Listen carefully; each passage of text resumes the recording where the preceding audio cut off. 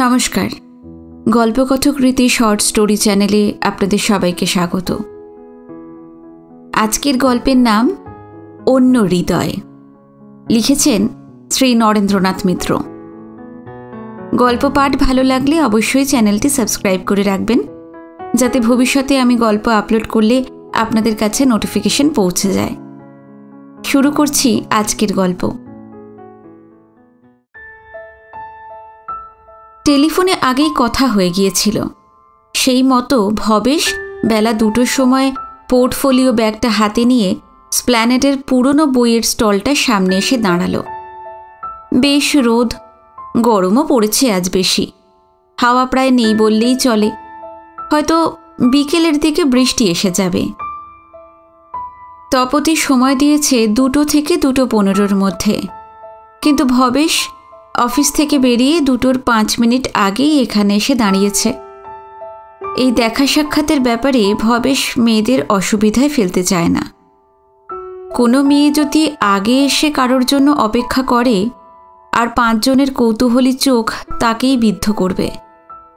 পৌঁছতে 15-20 মিনিট দেরি হওয়ায় একটি মেয়ের কাছে ভবেশ একবার গঞ্জনা শুনেছিল। কিন্তু তপতি মেয়ে হলেও তার সঙ্গে দেখা সাক্ষাতের কারণ ভিন্ন। শুধু নিজের সুখের জন্য গোপন সাক্ষাতের দিন চলেই গেছে। ভবেশ একটু হাসল। এইসব জায়গায় 5 মিনিট দাঁড়িয়ে থাকলে কোনো না কোনো চেনা লোকের সঙ্গে দেখা হয়ে যাবেই। ভবেশেরও হয়ে গেল। চেনা মানুষটি একেবারে তার সামনে এসে দাঁড়ালো। এই যে তালুকদার, কি করছো এখানে দাঁড়িয়ে দাঁড়িয়ে? ভবেশ একটু অন্যমনস্ক ছিল। চমকে উঠল প্রথমটায়, তারপর হেসে বলল, আরে নির্মল, তুমি বেশ মুটিয়েছ দেখছি। আগের অফিসে যাচ্ছ তো?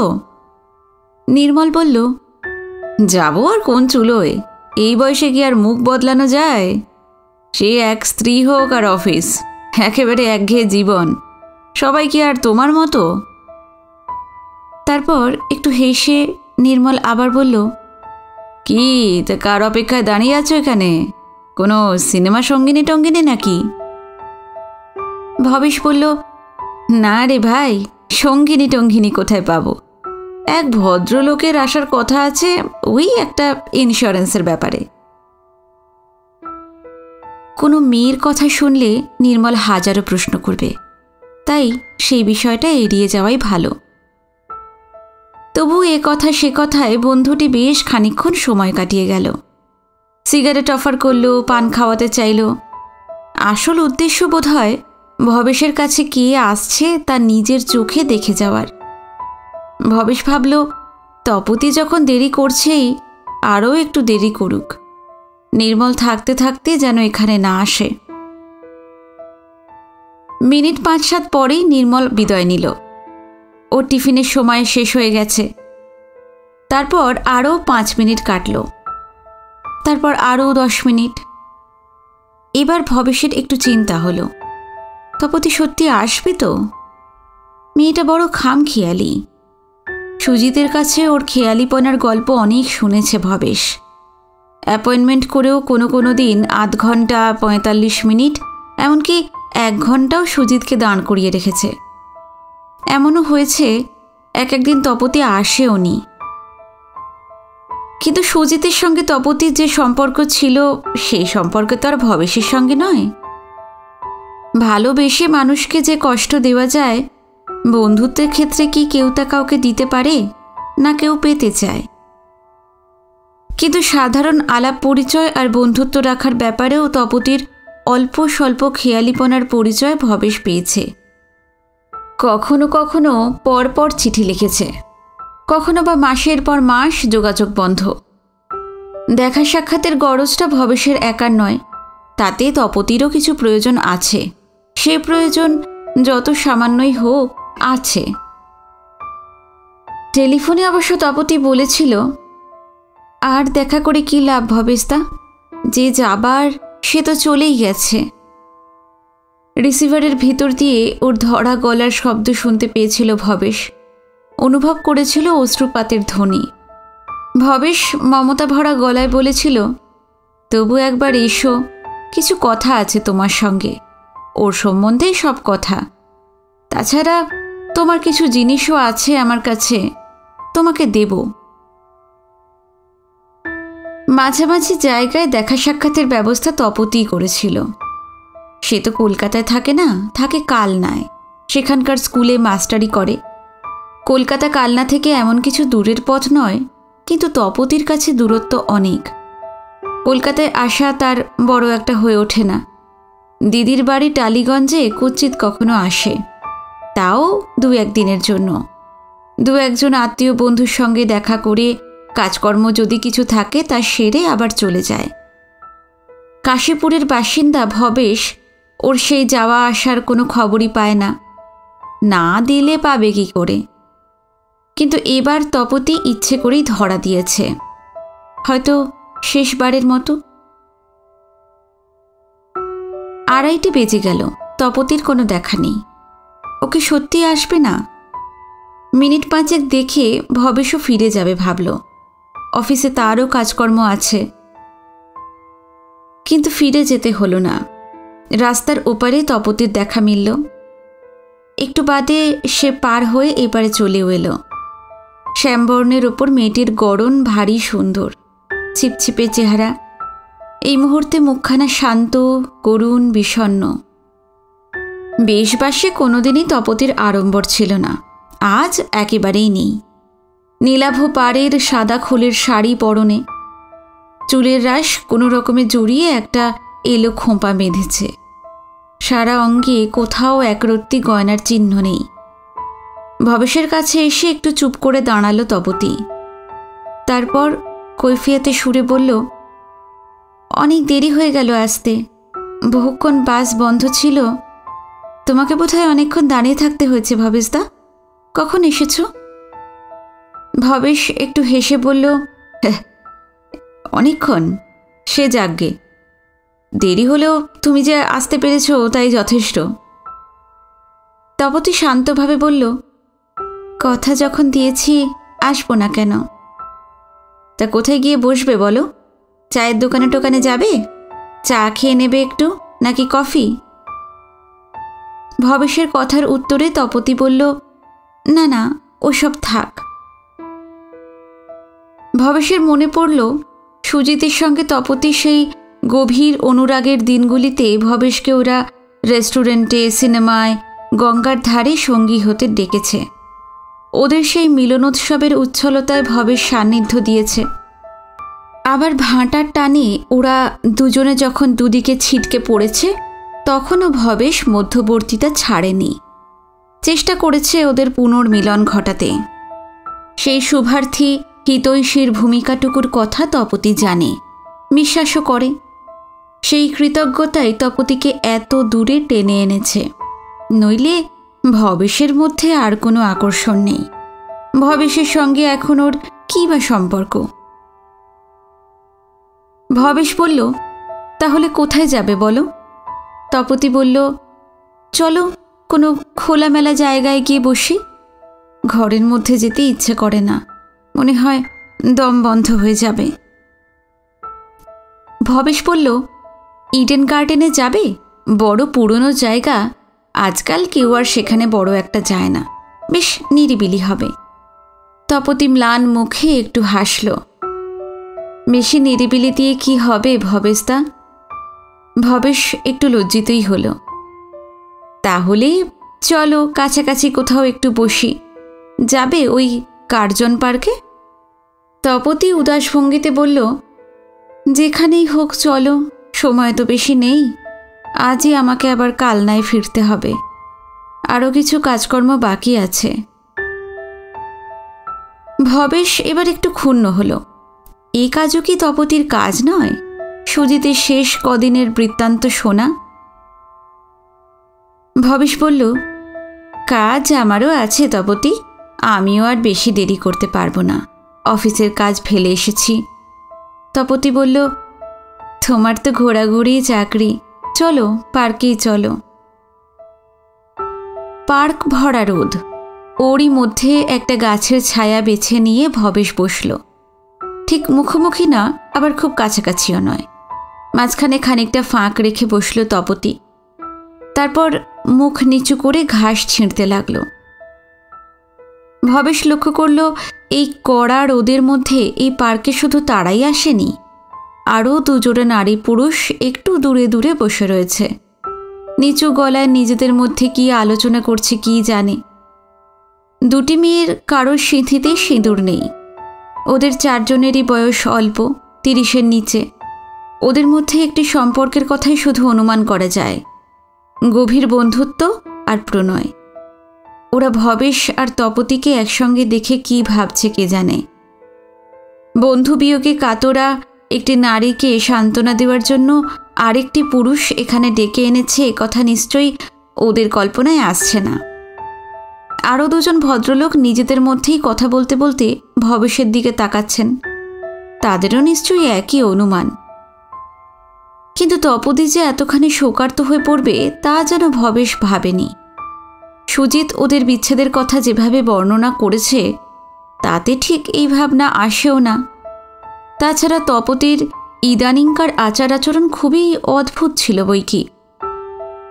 পরম নিষ্ঠুর বলি তাকে মনে হয়েছে ভবেশের, যার সঙ্গে অত বন্ধুত্ব, অত ভালোবাসা, তার অসুখের অমন বাড়াবাড়ির কথা শুনেও তপতি কি একবারও তাকে দেখতে আসতে পারল না?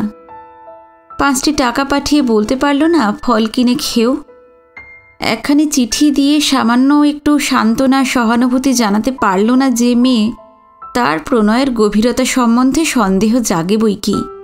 অন্তত তার এই ধরনের নির্মমতার কোনো অর্থ খুঁজে পাওয়া যায় না। ভবেশ তো দেখেছে শেষের বছর দেড়েক তপতির জন্য কি ছটফটে না করত সুজিত। যক্ষা হাসপাতালে বছরের পর বছর ভুগেছে আর মৃত্যুর দিকে ধীরে ধীরে সে এগিয়ে গিয়েছে। সে যে বাঁচবে না তা কে না জানত? তপতি নিজেই কি জানত না? যত ভুল বোঝাবুঝি হোক, এই জীবনমৃত যুবকটিকে 2-1 বিন্দু করুণার অমৃতও কি তপতি এসে মাঝে মাঝে দিয়ে যেতে পারত না?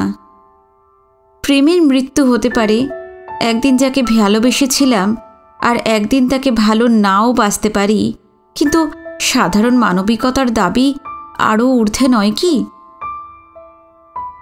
পীড়িত বঞ্চিত বন্ধুর জন্য 1 বিন্দু সহানুভূতি সমবেদনা তপতির মনে অবশিষ্ট ছিল না। কেন ছিল যে তার প্রমাণ তপতি দিতে পারেনি। আর কেউ পাক আর না পাক, সুজিত যদি সেই প্রমাণ পেয়ে যেতে পারত তাহলেও একটা সান্ত্বনা থাকত। তাহলে ভবেশের কি সুজিতের অন্য বন্ধুদের মনে কোনো আক্ষেপ থাকতো না। কিন্তু সুজিত তার শেষের দিনগুলিতে কিছু পেয়ে যায়নি, বরং সব হারিয়ে নিঃস্ব হয়ে চলে গেছে। একটি মেয়ের ভালোবাসার ওপর গভীর বিশ্বাস নিয়ে, তার সহানুভূতির সমবেদনার ওপর নির্ভরতা নিয়ে যদি সে যেতে পারত, তাহলে এই অকাল মৃত্যুতেও যেন খানিকটা সান্ত্বনা থাকত। অনেকক্ষণ বাদে তপতি কথা বলল, ভবেশদা, কিছু বলছো না যে? তুমি যেন কি বলবে বলেছিলে? ভবেশ বলল, কি আর বলবো, তুমিও তো কোনো কথা বলছো না। তপতি বলল, আমার তো সব বলা ফুরিয়ে গেছে ভবেশদা। আমার সম্বন্ধে যতদূর তোমাদের খারাপ ধারণা হতে হয়, কি বলো? ভবেশ বলল, আচ্ছা, তুমি কি কোনো খবর পাওনি? তপতি বলল, কিসের খবর ভবেশদা? এই যে ওর অবস্থা যখন খুব খারাপ হয়ে পড়ল, তখন কি কেউ তোমাকে জানায়নি? তপতি বলল, না তো, সুজিত বোধহয় জানাতে নিষেধ করেছিল। ভবেশ বলল, আমি কিন্তু একটা চিঠিতে তোমাকে জানিয়েছিলাম। তপতি বলল, তোমার সেই চিঠি আমি পাইনি। কি বিশ্বাস হচ্ছে না তাই না? ছি ছি, বিশ্বাস হবে না কেন? আমাকে কিন্তু কেউ কিচ্ছু জানায়নি ভবেশদা। সুজিত নিজেও যে একটু লিখবে। ভবেশ বলল, ওরা লেখার ক্ষমতা ছিল না তপতি। প্রবৃত্তিও যে ছিল না সে কথাটা ভবেশ গোপন করে গেল। তপতি এবার একটু চুপ করে থেকে বলল, তোমার সঙ্গে শেষ কবে দেখা হয়েছিল? ভবেশ বলল, এই 2-3 আগে। বিকালবেলায় আমি সেদিন ওকে দেখতে গিয়েছিলাম। কিন্তু 15 মিনিটের বেশি থাকতে পারিনি। কাজের তাড়া ছিল, তাছাড়া ভয় ছিল কখন হাঙ্গামা বেঁধে বাস টাস বন্ধ হয়ে যায়। সেই দিনই দেখলাম ওকে অক্সিজেন দেওয়া হচ্ছে। হ্যামারেজ আগে থেকেই হচ্ছিল, কিন্তু এমন অবস্থা তো ওর বছর বছরই হয়, কোনো বছরে 2-3 বারও হয়েছে, তাই আমি অত গুরুত্ব দিইনি। অবশ্য ডাক্তাররাও বলেছিলেন এইবার আর কোনো আশা নেই। তা সত্ত্বেও আমি বেশিক্ষণ থাকতে পারিনি। ও নিজেও আমাকে থাকতে দেয়নি তপতি। তারা দিয়ে বলেছে, তুমি যাও ভবেশদা, কখন আবার গোলমাল টোলমাল শুরু হয়ে যাবে। প্রায়ই তো বোমা পড়ছে, খুন জখম হচ্ছে, শুয়ে শুয়ে সবসময় শুনি। তপতি চুপ করে রইল। একজন চাওয়ালা সামনে এসে দাঁড়ালো, বলল, নিন না বাবু চা, গরম চা আছে। ভবেশ বলল, খাবে নাকি ভাঁড়ের চা? তপতি মাথা নাড়ল, না ভবেশদা, খাবো না। ভবেশের মনে পড়ল একবার এই পার্কেরই আর একটু দক্ষিণ দিকে বসে তারা 3 জনে ভাঁড়ের চা খেয়েছিল। সুজিত হাসপাতাল থেকে ছুটি নিয়ে বেরিয়েছিল, প্রায়ই বেরোতো, কিন্তু তখন 3 জন মিলে যেসব কাণ্ড করেছে, এখন শুধু 2 জনে মিলে তপতি তা আর করতে চায় না, তার সেই প্রবৃত্তি নেই। তপতি হঠাৎ সাগ্রহে জিজ্ঞাসা করল, সেদিন ওর সঙ্গে আর কোনো কথা হয়েছিল ভবেশদা? ভবেশ কথাগুলো একটু মনে আনবার চেষ্টা করল, তারপর বলল, বিশেষ কিছু না, ওই একই কথা বারবার যা বলতো, তুমি ছাড়া আজকাল আর কেউ আসে না ভবেশদা, কিন্তু তোমাকেও আর বেশি দিন আসতে হবে না, কষ্ট করতে হবে না, এই সবই। তপতি আবার একটু কাল চুপ করে রইল। 2 জোড়া যুবক যুবতীর মধ্যে 1 জোড়া উঠে চলে গেছে, আর 1 জোড়া পরস্পরের আরও কাছাকাছি এসে বসেছে। রোদ এসে এখন ভবেশের গায়ে পড়েছে, তপতিরও পড়েছে, কিন্তু ওর কোনো খেয়াল নেই। রোদের তাপের চেয়ে এখন অন্য তাপ বড়। পশ্চিম দিকে এখনও খানিকটা ছায়া আছে। ভবেশ নিজে সেদিকে সরে গিয়ে বলল, তপতি, তোমার গায়ে রোদ লাগছে, এদিকে এসো। তপতি আপত্তি করল না, কিন্তু যন্ত্রের মতোই সরে এলো। তারপর খানিকক্ষণ চুপচাপ। ভবেশের নানা কথাই মনে হচ্ছিল, সুজিতের সঙ্গে তার ব্যক্তিগত সম্পর্কের কথা, যখন তপতি ওর জীবনে আসেনি তখনকার কথা, যখন তপতি সরে গেছে তখনকার কথা। ভবেশ হঠাৎ বলে উঠল, ও আমাকে যত বড় বন্ধু বলে মনে করতো তপতি, আমি তত বড় হতে পারিনি। যে কটা টাকা আমি ওকে মাসে মাসে হাত খরচা দিয়েছি, তাতে ওর খরচের তুলনায় সামান্য, আমার সামর্থ্যের তুলনায়ও সামান্য, কিন্তু তাতেও আমি মাঝে মাঝে কতই বিরক্ত হয়েছি। ও আমাকে ডেকেছে, টেলিফোনে খবর দিয়েছে, নিজে যখন লিখতে পারেনি নার্সকে দিয়ে চিঠি লিখিয়েছে, কিন্তু তবু আমি সব দিন প্রসন্ন মনে যেতে পারিনি। নিরস কর্তব্যবোধে গিয়েছি, কখনো কখনো উত্ত্যক্ত হয়েও গিয়েছি। তপতি, আমাদের হৃদয় ভালোবাসার ভার বোধ হয় সবসময় বইতে পারে না, কখনো কখনো একুল ওকুল ভরে যায়, কিন্তু বেশিরভাগ দিনই সাগর শুকিয়ে মরুভূমি হয়ে থাকে। খাঁ খাঁ করে, 1 বিন্দু জলও কোথাও মেলে না। 1 বিন্দু নয়, 2 বিন্দু জলই ভবেশের চোখে এবার দেখা গেল, কিন্তু তপতির সেই দিকে দৃষ্টি ছিল না। সে 2 হাঁটুতে থুতনি রেখে একটির পর একটি ঘাসের ডগা ছিঁড়ছিল। একটু বাদে তপতি বলল, ভবেশদা, তবু তো সে তোমাকে ক্ষমা করেছে। সে তোমাকে কখনো পর ভাবেনি, কখনো দূর দূর করেনি, কিন্তু আমাকে, কারণ আমি মেয়ে। ভবেশ নিজের পকেট থেকে রুমাল বের করে চোখের জল মুছে ফেলল। আর আশ্চর্য, পর মুহূর্তে একটা হাসি তার মুখে ফুটে উঠল। কোনোদিন অভিনয় না করেও সে যেন এক জাত অভিনেতা। এই হাসি, এই কান্না, এই শোক, এই যৌন কামনা, অজস্র ক্ষোভে ভর্তি মনটা কি একখণ্ড মৌচাক ছাড়া কিছু না? ভবেশ হেসে বলল, শুধু মেয়ে বলে নয়, তোমার সঙ্গে তার সম্পর্ক ছিল ভালোবাসার। বন্ধুত্বের তুলনায় সেই ভালোবাসা অনেক বেশি জটিল। কিন্তু এত জট পাকলো কি করে? কি হয়েছিল তোমাদের বলো তো তপতি? কথাটা জিজ্ঞেস করেই ভবেশের মনে হলো, কি দরকার ছিল ওসব জেনে, আর কি লাভ হবে। তপতি এবার ভবেশের দিকে তাকালো, তারপর একটু হেসে বলল, তুমি কি এই কথা জানবার জন্যই আমাকে ডেকেছ? তুমি চিঠিতেও দু একবার আমাকে জিজ্ঞাসা করেছ। হ্যাঁ করেছি, কিন্তু স্পষ্ট জবাব পাইনি। কিন্তু আর একজনের কাছে তুমি তো স্পষ্ট করেই সব জেনেছ। নিশ্চয়ই একই কথা বহুবার শুনেছ, তাতেও কি তোমার তৃপ্তি হয়নি ভবেশদা? তপতির গলাটা এবার একটু যেন রূঢ় শোনালো। ভবেশ তার দিকে তাকিয়ে বলল, না হয়নি। আমি তোমার কাছ থেকেও বিষয়টা শুনতে চাই। সুজিতের কথাবার্তা আমি যত শুনেছি ততই হেঁয়ালি বলেই মনে হয়েছে। শেষ পর্যন্ত মেয়েদের ওপর তার কোনো বিশ্বাস ছিল না। চরম ঘৃণা, বিদ্বেষ, বিতৃষ্ণা নিয়ে সে এই জগৎ থেকে চলে গেছে। ভাবতে এত খারাপ লাগে আমার। তার আত্মীয় স্বজন, বন্ধু বলতে কেউ ছিল না। অর্থ সম্পদের মুখ কোনোদিন সে দেখেনি। 10 বছর ধরে রোগে ভুগে ভুগে সে দেহের স্বাস্থ্য, মনের ভারসাম্য একেবারেই নষ্ট করে ফেলেছিল। তা সত্ত্বেও তার হৃদয়ে ছিল তপতি। কিছু বিদ্যাবুদ্ধি, যোগ্যতার পরিচয়ও সে দিয়েছিল। হাসপাতালের রোগী, ডাক্তার, নার্সরা সবাই তা জানেন। এত লোকের এত ভালোবাসা যে পেয়েছিল, সে নিশ্চয়ই ভালোবাসতে জানত। তবু তোমার সম্বন্ধে কোনো, আমি একটু খারাপ বলেই আমার সম্বন্ধে তার খারাপ ধারণা অমন বদ্ধমূল হয়েছিল, এ তো জলের মতো পরিষ্কার ভবেশদা। এর মধ্যে তো না বোঝার কিছু নেই। ভবেশ এবার আস্তেই আস্তে বলল, তুমি খারাপ তা তো বলিনি আমি। ওর সঙ্গে ঝগড়াঝাটি হয়ে যাবার পরেও তুমি কাউকে বিয়ে করনি। করলেও আমার কাছে তা অস্বাভাবিক বলে মনে হতো না।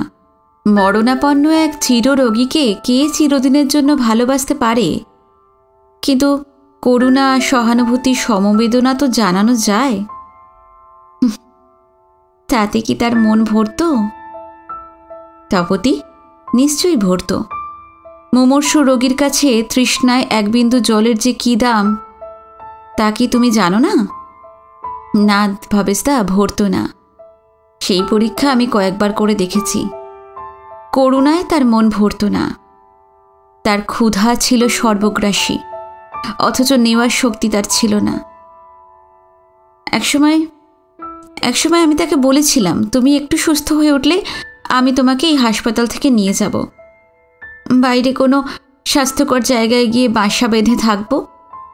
সেই যে একখানা ঘরের স্বপ্ন তার মনের মধ্যে গেঁথে রইল, তার আর নড়চড় হলো না। কিন্তু ওকে হাসপাতাল থেকে বের করে নেওয়া আমার পক্ষে তো সম্ভব ছিল না ভবেশদা। ডাক্তাররা সেই পারমিশন দিলেন না। বললেন, বাইরে গেলে ওর চিকিৎসার কোনো ব্যবস্থা হবে না, ও সঙ্গে সঙ্গে মারা যাবে। আমিও ভেবে দেখলাম, একবার বেড ছেড়ে দিলে ফের ওকে ওই হাসপাতালে ভর্তি করা কঠিন। এখানে তো সিট পাবই না, অন্য কোথাও পাওয়াও আরও শক্ত। কোনো স্যানিটেরিয়ামে নিয়ে গিয়ে যে রাখবো সেই শক্তি আমার নেই। সামান্য মাস্টারি করি আমি। যা মাইনে পাই বাপ মায়ের সংসারে তারও ভাগ দিতে হয়। আমি জানি তপতি, অনেকের দায় দায়িত্বই তুমি মেনে নিয়েছ। তপতি একটু হাসল, বলল, শুধু একজনের অবুঝ দাবি আমি মানতে পারলাম না। তারপর ও বায়না ধরল, এসো আমরা লুকিয়ে বিয়ে করি। যখন ওর স্পুটাম নেগেটিভ থাকতো তখন তো ওর আশা, আকাঙ্ক্ষা, জল্পনা কল্পনার অন্ত থাকতো না। কিন্তু ও পাগল হলেও তো আমি পাগল হতে পারি না বলো? ওই অবস্থায় কি করে মানুষ বিয়ে করে? বিয়ে না করেও তো সব পেয়েছে। ভবেশ কথাটা শুনেই তপতির দিকে তাকালো। তপতিও ভবেশের দিকে একবার তাকিয়েই চোখ নামিয়ে নিল। ভবেশের মনে পড়ল সুজিত তাকে অনেক কথাই বলেছে, কিন্তু এই খবরটুকু তাকে দেয়নি। অবশ্য এই মানও ফিরিয়ে নেওয়া যায়, এই প্রাপ্তিও বাঁচাতে সময় লাগে না। তপতি এবার মুখ তুলে ধরা গলায় বলল, জানো তো ভবেশদা, আমি আরও দিতে চেয়েছিলাম, জীবন ভোর দিতে চেয়েছিলাম। রোগীকে যা দেওয়া যায়, শয্যার পাশে বসে সেবায় শুশ্রূষায় যতখানি সুখ শান্তি দেওয়া যায়, আমার কি দিতে অসাধ ছিল ভবেশদা? কিন্তু ও দিতে দিল না, আমি দিতে গিয়েও দিতে পারলাম না। এই দুঃখ কোনোদিন যাবে না আমার। ভবেশ চুপ করে রইল। সুজিতের কাছে সে ভিন্ন কাহিনী শুনেছে, একেবারে ভিন্ন ছবি সে বন্ধুর চোখের সামনে তুলে ধরেছে। সুজিত আর সারবে না জেনেই তপতি ওকে নির্মমভাবে পরিত্যাগ করেছে, কোনো যোগাযোগ আর রাখেনি। নিষ্ঠুরতার, স্বার্থপরতার কত ছোট ছোট উপাখ্যান, সবই কি বানানো? ভবেশ অভিযোগের সুরে বলল, শেষের বছর দেড়েক তুমি ওকে একখানা চিঠি পর্যন্ত লেখনি তপতি? তপতি বলল, কেন লিখব বলো তো? ও যে আমার সব চিঠি, ফটো, বইপত্র যা কিছু যখন দিয়েছে সব ফেরত নিয়ে গেল, কোনো চিহ্নই তো আমার কাছে রাখতে দিল না। ভবেশ বলল, তুমি ওর পাগলামিতে সায় দিলে কেন? কেন সব ফেরত দিলে? না দিয়ে কি উপায় ছিল ভবেশদা? ও আমাকে চূড়ান্তভাবে অপমান করেছিল, সেই অপমানের ভাষা আমি তোমাকেও বলতে পারবো না। সে চলে গেছে, আমি তার কোনো নিন্দা করতে চাই না, কিন্তু তেমন কদর্য ভাষা আমি জীবনে কারোর মুখে কোনো দিন শুনিনি। ভবেশ আবার কিছুক্ষণ চুপ করে রইল। তারপর আস্তে আস্তে বলল, তবু তুমি দু একবার আসতে পারতে তপতি। অসুস্থ যে মানুষ, সুস্থ মানুষের কাছে তার দাবি অনেক। তার বহুদিনের রোগ যন্ত্রণার কথা ভেবে সে যে কত বড় নিঃস্ব, রিক্ত, বঞ্চিত ছিল, সেই কথা মনে করে তুমি তাকে ক্ষমা করতে পারতে। তপতি বলল, ও কথা মুখে বলা সহজ গো, তুমি তো তাকে মেয়ে হয়ে ভালোবাসনি ভবেশদা, মেয়ে হয়ে পুরুষের অপমান সহ্যও করনি। ওর সন্দেহের সীমা ছিল না, ও প্রত্যেকটি সুস্থ মানুষকে হিংসা করত। তবু আমি ওর কাছে আসবার জন্য মাঝে মাঝে চেষ্টা করতাম, এসে মাঝপথ থেকে ফিরে যেতাম। পা আমার আর এগোতো না। ভাবতাম, কি হবে গিয়ে? গিয়ে তো ওকে অশান্তি ছাড়া আর কিছুই দিতে পারবো না। চিঠি লিখতে বসতাম, আধখানা লিখে ছিঁড়ে ফেলতাম, কিছুতেই সেই চিঠি আমি শেষ করতে পারতাম না। ওরও কি এই দশা হয়েছিল ভবেশদা? কখনো বলেছে আপনাকে? কথার মাঝে হঠাৎ ভবেশ লক্ষ্য করল তপতি কথা বলতে বলতে তুমি আপনি গুলিয়ে ফেলেছে। প্রথমেই ভবেশকে আপনি করে সম্বোধন করছিল, মাঝে তুমি, আবার সে আপনিতে ফিরে এসেছে। ভবেশ বলল, না, তা কিছু বলেনি। তবে দোতলার যে ঘরটিতে থাকতো সেখান থেকে জানালা দিয়ে স্টেশন দেখা যেত। কোনো কোনো দিন গিয়ে দেখতাম সেই ছোট রেল স্টেশনের দিকে ও অপলকে তাকিয়ে আছে। একদিন জিজ্ঞাসা করেছিলাম, কি দেখছো সুজিত? ও জবাব দিয়েছিল, কত লোক ওঠে নামে, আসে যায়, এই বসে বসে দেখি ভবেশদা, বেশ সময় কেটে যায়। লোকগুলোর মুখ চোখ কিছু দেখা যায় না, সবই আবছা অস্পষ্ট, তবু বসে বসে দেখি। তারপর একটু হেসে আবার বলেছিল, সে সেবার ট্রেনে এসেছিল, ওই স্টেশনে নেমেছিল, আমি গিয়েছিলাম রিসিভ করতে। তপতি একবার ভবেশের দিকে তাকিয়ে ফের দু হাঁটুর মধ্যে মুখ গুজে রইল। মুখ তোলার পর এবার তারও চোখে দুটি অশ্রুবিন্দু দেখা গেল। ভবেশ ভাবল, এই আমাদের একমাত্র শোকসভা। তার মৃত্যুর খবর কোনো কাগজে বেরোয়নি, কারোর জানবার আগ্রহ হয়নি, তার পারলৌকিক কৃত্যের জন্য কেউ উপস্থিত হয়নি। ভবেশ ভাবল, কিন্তু এই যে অশ্রুধারা, এই কার উদ্দেশ্যে?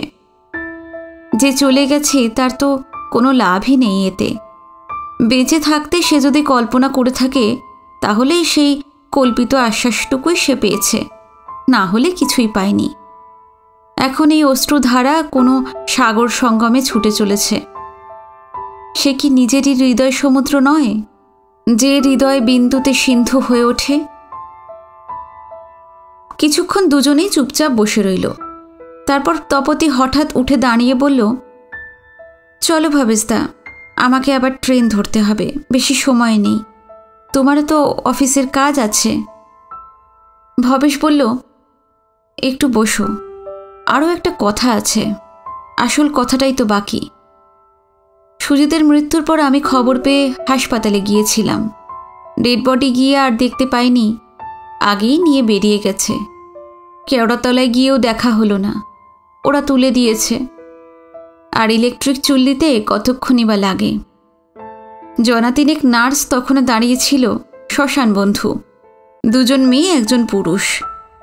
1 ডজন রজনীগন্ধা নিয়ে গিয়েছিলাম, সেই ভদ্রলোকের হাতেই আমি তুলে দিলাম। তারপর কি ভেবে আবার গেলাম সেই হাসপাতালে, ওর কি আছে না আছে দেখতে। কিছুই ছিল না, বই আর মাসিক সাপ্তাহিক কাগজগুলি পেশেন্টদের লাইব্রেরিতে দিয়ে দিতে বললাম। পুরনো জামা কাপড়গুলি ঝাড়ুদাররা এসে নিয়ে গেছে। আর ছিল সুটকেসে কিছু চিঠিপত্রের বান্ডিল, লাল ফিতে বাঁধা, নীল ফিতে বাঁধা চিঠির তাড়া, আর খানকয়েক ছোট বড় ডায়েরি, অল্প স্বল্প লেখা, কোনো কিছুই শেষ করেনি। নিজেই তো একটা অসম্পূর্ণ বাক্য। আমি ওর সেই তুচ্ছ জিনিসপত্রগুলি গুছিয়ে নিয়ে এসেছি। এই আমার ব্যাগে সব আছে, তুমি এগুলো নিয়ে যাও তপতি। তপতি শান্তভাবে ভবেশের দিকে তাকালো। একটু কি হাসির রেখা ফুটে উঠল ওর শুকনো 2 ঠোঁটে। তপতি বলল, আমি নেব? আমাকে কি নিতে বলে গেছে? না, মানে ঠিক বলে যায়নি, তবে তবে তবে তুমি আমাকে দয়া করে দিচ্ছ? কি দরকার ভবেশদা, ওইসব নিয়ে আমি কোথায় রাখব? আর আমারও তো ভবিষ্যৎ বলে কিছু একটা আছে, কি বলো, আছে না? এবার আরেকটি হাসির ঝিলিক তপতির ঠোঁটে খেলে গেল। ভবেশ ভাবল, এই বিদ্যুৎ বাণী ও কাকে বিদ্ধ করতে চায়, নিজেকে, ভবেশকে, নাকি সারা জগৎ সংসারকে? আরও 2-1 বার অনুরোধ করল ভবেশ, কিন্তু তপতি কিছুতেই ওকে ব্যাগ খুলতে দিল না। ব্যাগটা বগলে নিয়ে সে তপতির পিছনে পিছনে চলল। মনে হলো ব্যাগটা যেন আরও ভারী হয়ে উঠেছে। ভবেশ মনে মনে বলল, দোষটা আমারই, আমি একেবারেই ট্যাক্টলেস। একটু সাজিয়ে গুছিয়ে কথাটা বললে ক্ষতি ছিল না। মিথ্যে কথা আমি যে একেবারেই বলি না তা তো নয়, শুধু জায়গা মতো বলতে পারি না, দরকার মতো বলতে পারি না। আর কি কখনো এই সুযোগ আসবে?